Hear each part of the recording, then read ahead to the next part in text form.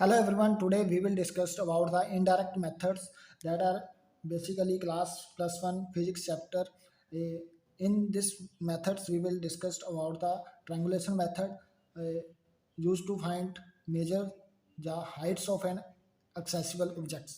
अब indirect methods वो वाले मेथड जो हम बेसिकली जिसके अंदर हम मीटर स्केल या फिर बर्नियर क्लिपर या फिर स्क्रू गेज इनका यूज़ नहीं करेंगे। अब इनमें हम बेसिकली ट्रिग्नोमेट्री का यूज़ करके या पैरेलक्स मेथड बेसिकली हम मैथमेटिकल कंसेप्ट लेके इन चीज़ों को हाइट मेजर करने की कोशिश करेंगे। अब हम देखेंगे कि एक्सेसिबल ऑब्जेक्ट्स क्या होते हैं। ऐसे ऑब्जेक्ट्स जिसका डिस्टेंस हम from the point of observation से हम डायरेक्टली मेजर कर सकते हैं।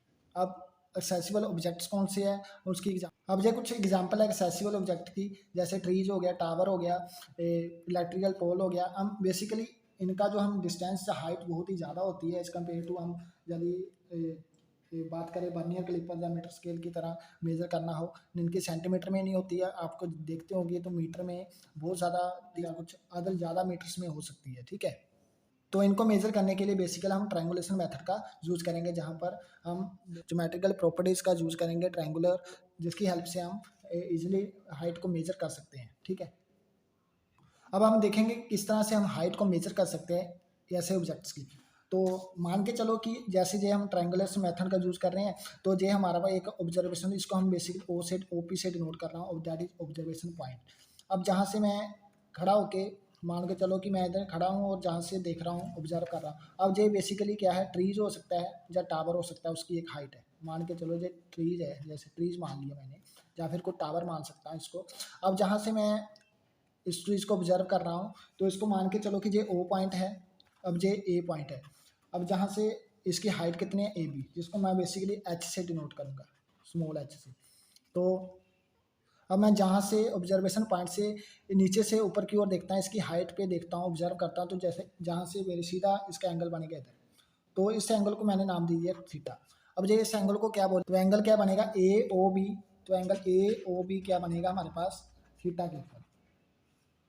अब इस एंगल को बोलूंगा मैं एंगल ऑफ इंक्लिनेशन। ठीक है, अब बेसिकली द एंगल जो है थीटा वो सबटेंडेड एक बन रहा है angle from the top of the tower या height of the tower AB। ठीक है, जहाँ से तो लेट कर लेते हैं कि हमारे पास AB इसका H क्या है, हाइट ऑफ द ट्रीज या टावर की। ये मान के चले AB क्या है हमारे पास हाइट है। अब OA क्या है हमारे पास एक ऑब्जर्वेशन पॉइंट है, और L क्या है distance of the observation point from the base of the object के बेस से।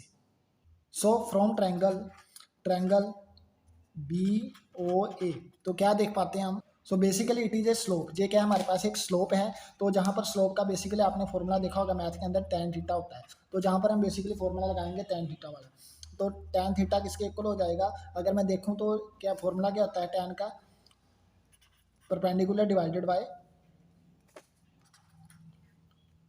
ठीक है, बेस। ठीक है, तो आपको परपेंडिकुलर वाला भी पता है, यानी कि AB भी पता है, ये क्या AB डिवाइडेड बाय बेस क्या है हमारे पास OA, तो tan थीटा हो गया हमारे पास। ठीक है, अब देखो हमारे पास AB किसके बराबर हो गया, इसको AB निकालनी है हमने, AB क्या हाइट, तो AB किसके बराबर रहेगा OA tan थीटा।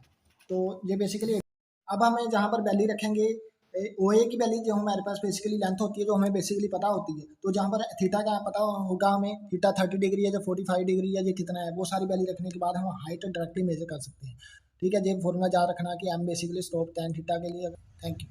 अगर आपको वीडियो अच्छी लगी तो हमारे चैनल को लाइक और सब्सक्राइब जरूर करें।